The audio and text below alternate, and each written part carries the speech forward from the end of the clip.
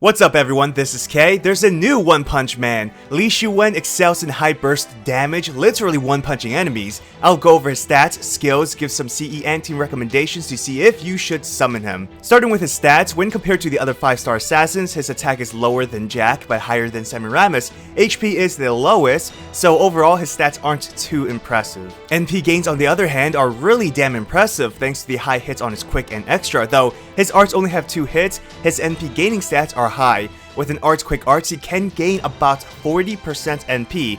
Star gen are low, especially for an assassin though. Now Li is through and through a one-shot burst damage dealer. Majority of his buffs last only 1 turn except his 20% attack buff. It's also all on a 5 to 6 turn cooldown when maxed out, so there's a 4 to 5 turn downtime, which is very long. There's 2 ways to deal extremely high damage with him. Buff his NP damage for his Noble Phantasm attack or combine his first 2 skills for crit damage. His third skill should be maxed out first since it will help damage output for both his NP and crits. His Star Gathering buff will increase his Star Absorption up to 582, so it's very reliable. His Noble Phantasm, which will have an upgrade after his interlude, increases damage to 1200% and death rate to 150%. It's a very simple attack, applying defense down on the target before the damage. Nothing complex about this, just use all his buffs, then use his Noble Phantasm. Li Shuwen will be available on the New Year's banner number 2, meaning you'll most likely get Smiling Face when summoning for him, which really helps him with his NP. New Beginnings was last year's New Year's CE, which will come back along with Hokusai for the 2021 New Year's as well.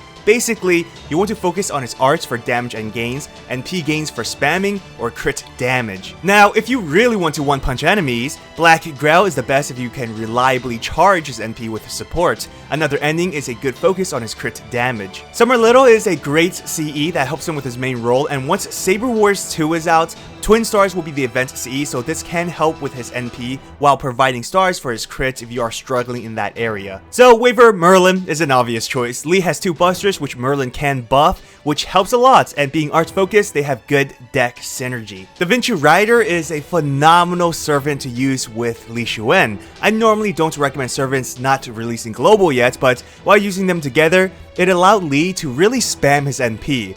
Her third skill also buffs his overcharge level, therefore further increasing his damage, and of course, we all know Castoria is godly for arts. Tamamo is highly recommended because she can help with Li's skill downtime problem. Make sure to equip a 2030 on her since you want to take advantage of his crit roll as he'll crit more often. And of course, she helps with his NP spam, and buffing his arts will increase damage even further. Now, I should mention the obvious, but bringing caster supports with Li can be dangerous since you'll be facing riders. Lan Ling is a good support for arts, crits, and his general attack buffs. Again, equip with 2030 for the stars since overall star gen will be weak.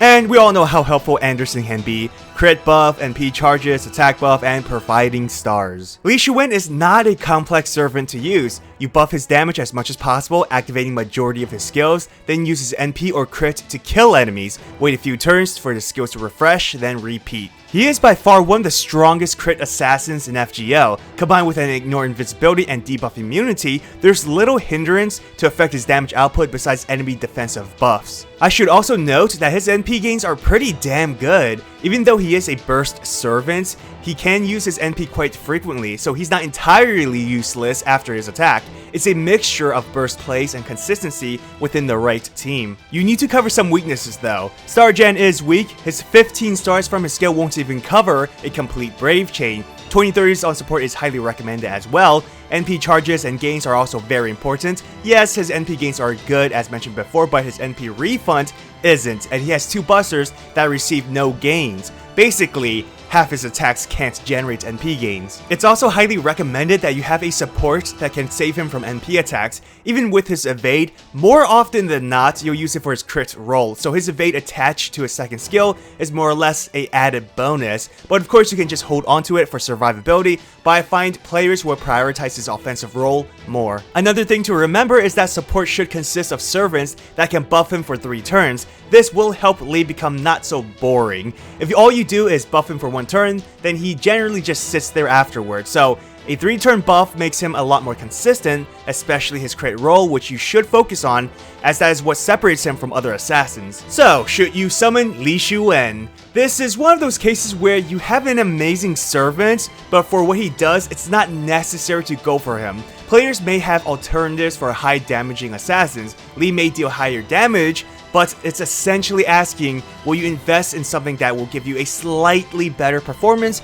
even when you don't really need it? For example, if you have Assassin Shiki, it means you already have a solid arts assassin who actually outdamages Li since she's at NP5, but Li is far superior in crit damage. Other single targets like Jack or King Hassan is more than enough to fulfill the assassin role Li provides. Each do their own things, don't get me wrong.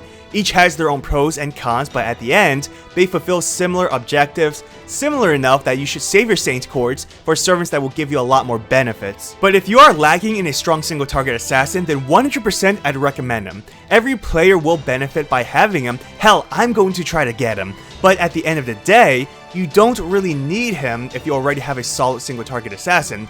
But how about you? Are you going to summon him? Comment down below to let me know. Also, Mist released a video where he reached over 1 million damage with Assassin Li. Link is in the description, but it'll showcase how much of a freaking monster he is. Special thanks to all my patrons and sponsors. If you want to support my channel, check out my Patreon or channel membership. Well, I hope you enjoyed this video. If you did, hit that thumbs up and subscribe to my channel for more Fates content. Follow me on Twitter, Instagram, and join my Discord server. All links are in the description. Have an awesome day, everyone. Till next time.